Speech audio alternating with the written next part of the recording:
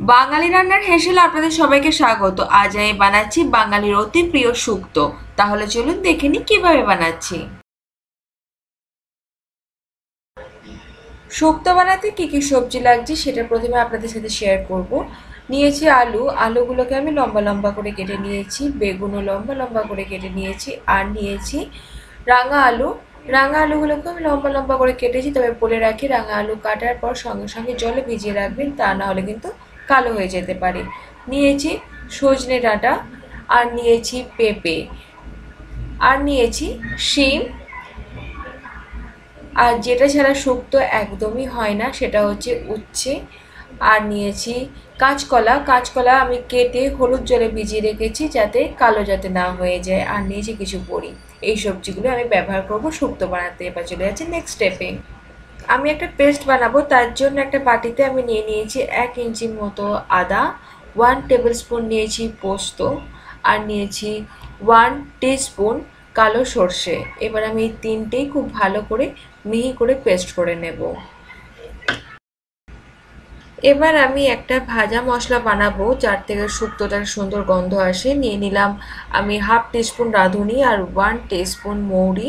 এবার ভালো করে শুকনো কড়াইয়ে একটু রোস্ট করে নেব 1-2 মিনিট। ভালো করে রোস্ট করা হয়ে গেলে এটাকে আলাদা একটা পাত্রে তুলে রেখে হালকা একটু ঠান্ডা হলে এটাকে পাউডার বানিয়ে নিতে হবে। এবার চলে যাচ্ছি আমি ফাইনাল অ্যান্ড নেক্সট স্টেপে। কড়াইয়ে সর্ষের তেল দিয়ে তেল যখন খুব ভালোভাবে গরম হয়ে আসবে, তারপর এক এক করে সব সবজিগুলো আমি ভাজা শুরু করব। প্রথমেই দিয়ে দেব আলুগুলো। আলুগুলোকে আমি হালকা করে একটু ভেজে নেব। আলুগুলো আমার ভাজা হয়ে গেছে, এবার আমি আলুগুলোকে তুলে নেব। সেম তেল, তাতে এবার দিয়ে দেবো আমি শিমগুলো। শিমগুলোকেও আমি ভেজে নেব। খুব একটা কিন্তু লাল লাল করে সবজিগুলোকে আমি ভাজবো না, একদম হালকা করে কিন্তু ভাজবো। শিমটা ভাজা হয়ে যাওয়ার পর সেম তেলে আমি দিয়ে দিলাম কাঁচা কলা আর রাঙা আলু। এবার রাঙা আলু আর কাঁচা কলা দুটোই আমি হালকা করে একটু ভেজে নেব। খুব লাল লাল করে কিন্তু ভাজবো না, একদম হালকা করে দুটোই ভেজে নিয়ে আমি তুলে নেব। কাঁচকলা আর রাঙা আলুগুলোকে ভাজা হয়ে যাওয়ার পর আমি এবার দিয়ে দিলাম তেলের সজনে ডাঁটা। ডাঁটাগুলোকে আমি হালকা করে ভেজে তুলে নেব। সজনে ডাঁটাগুলো ভাজা হয়ে যাওয়ার পর আমি দিয়ে দিলাম বেগুন। বেগুনগুলোকেও আমি হালকা করে ভাজবো। বেগুন খুব তাড়াতাড়ি নরম হয়ে যায়, তাই বেগুন কিন্তু খুব বেশি কিন্তু ভাজা যাবে না, জাস্ট হালকা করেই কিন্তু ভাজতে হবে।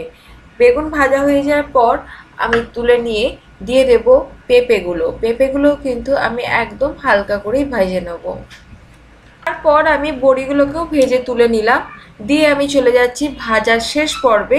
লাস্ট একদম ভাজবো উচ্ছে। উচ্ছেগুলোকে আমি একটু লাল লাল করে ভাজবো, তা না হলে কিন্তু উচ্ছে যে তেঁতোটা সেটা কিন্তু শুক্তোর মধ্যে একদম মিশে যাবে। তাই একটু লাল লাল করে ভাজলে উচ্ছের তেঁতো ভাবটা চলে যায়। উচ্ছেগুলোকে লাল লাল করে তাহলে ভেজে নেব। কড়াইয়ে আরেকটু সর্ষের তেল দিয়ে তেল খুব ভালো করে গরম হয়ে যাওয়ার পর আমি এবার এতে দিয়ে দিচ্ছি 1 টিস্পুন পাঁচফোড়ন, আর দিয়ে দেব একটা তেজপাতা। এবার আমি পাঁচফোড়ন আর তেজপাতাটাকে একটু ফ্রাই করে নেবো যতক্ষণ না এর থেকে একটা সুন্দর গন্ধ আসছে। যখন দেখবেন এর থেকে একটা সুন্দর গন্ধ আসছে তখন এবার দিয়ে দেব যে আমি আদা পোস্ত আর সর্ষের যে পেস্টটা বানিয়েছিলাম সেটা এবার দিয়ে দেব। দিয়ে একটু ভালো করে একটু কষে নেব যতক্ষণ না মশলা থেকে তেলটা আলাদা হয়ে যাচ্ছে। তবে কিন্তু এটা কিন্তু করতে হবে মিডিয়াম ফ্লেমে। মশলাটা ভালো করে কষা হয়ে যাওয়ার পর আমি এবার দিয়ে দেব সেই সবজিগুলো যেগুলো সেদ্ধ হতে সময় লাগে। যেগুলো তাড়াতাড়ি সেদ্ধ হয়ে যায় সেগুলো কিন্তু দেবো না, যেগুলো সময় লাগে সেই সবজিগুলো দিয়ে দেব। দিয়ে একটু ভালো করে মশলার সাথে একটু কষে নেব। ভালো করে মশলার সাথে কষা হয়ে গেলে এতে আমি দিয়ে দেব পরিমাণ মতন জল। জলটা দিয়ে ভালো করে মিশিয়ে নেওয়ার পর এতে অ্যাড করব নুন। দিয়ে আমি নুনটাকে ভালো করে মিশিয়ে নেওয়ার পর আমি ঢাকা দিয়ে এটাকে সেদ্ধ হতে দেব 5 মিনিট একদম লো ফ্লেমে। তার মধ্যে কিন্তু সবজিগুলো একদম সেদ্ধ হয়ে যাবে। ঢাকাটা খুলে এখন দেখছি যে সবজিগুলো অনেকটাই সেদ্ধ হয়ে গেছে। এবার আমি দিয়ে দিচ্ছি বাকি সবজিগুলো। তার মধ্যে বড়ি আর উচ্ছেটা কিন্তু এখন দিইনি। বাকি সব সবজিগুলোকে দিয়ে আমি একটু মিশিয়ে নিয়ে আরও 3-4 মিনিট ফুটতে দেবো, কারণ বাকি সবজিগুলো সেদ্ধ হতে বেশিক্ষণ সময় লাগে না। আরও 3-4 মিনিটের মধ্যেই পুরো সবজিগুলোই সেদ্ধ হয়ে যাবে। 4 মিনিট পর এখন কিন্তু সবজিগুলো সবকিছু সেদ্ধ হয়ে গেছে। এবার আমি এতে অ্যাড করছি ভেজে রাখা বড়িগুলো।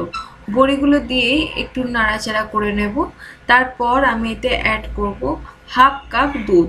দুধ না দিলে কিন্তু শুক্তো একদমই ভালো হয় না, তাই এখানে আমি হাফ কাপ দুধ দিয়ে দিলাম। দুধটা দিয়ে ভালো করে একটু মিশিয়ে নেব। দিয়ে আমি আবারও লো ফ্লেমে আরও একটু রান্না করব, তাতে বড়িগুলো নরম হয়ে যাবে।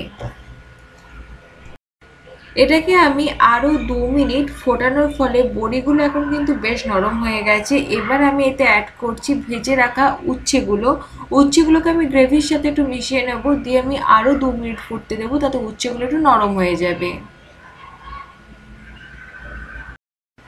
শুক্তো কিন্তু একদম শেষ পর্যায়ে। এবার আমি এতে অ্যাড করে দিচ্ছি ঘি। ঘি ছাড়া শুক্তো একদমই ভালো লাগে না। আর দিয়ে দেব যে ভাজা মশলাটা আমি বানিয়েছিলাম রাঁধুনি আর মৌরি দিয়ে, সেটাকে আমি গুঁড়ো করে রেখেছি, সেটাকে এবার দিয়ে দিলাম। দিয়ে এবার হালকা করে একটু নাড়াচাড়া করে নিয়ে ঢাকা দিয়ে এটাকে আমি এখন রেস্টে রাখবো আরও 5 মিনিট, তাতে ফ্লেভারটা খুব ভালোভাবে ছড়িয়ে যাবে। তাহলে কিন্তু শুক্তো একদম রেডি।